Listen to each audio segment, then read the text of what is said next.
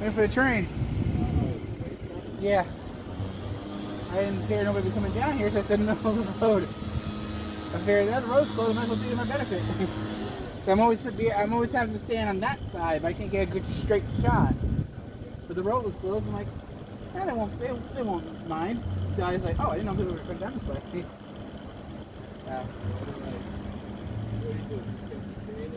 Yeah, I put it on YouTube. Oh yeah?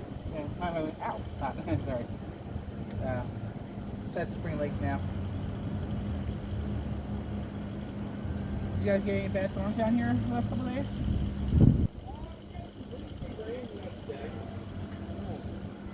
I live in Bloomingdale, we got a couple good storms. Yeah. We got the mountains up there, so the mountains, one of the storms hit, it splits. Yeah. Down here, they hit. Yeah. Nothing crazy, but it rains. A nice day today.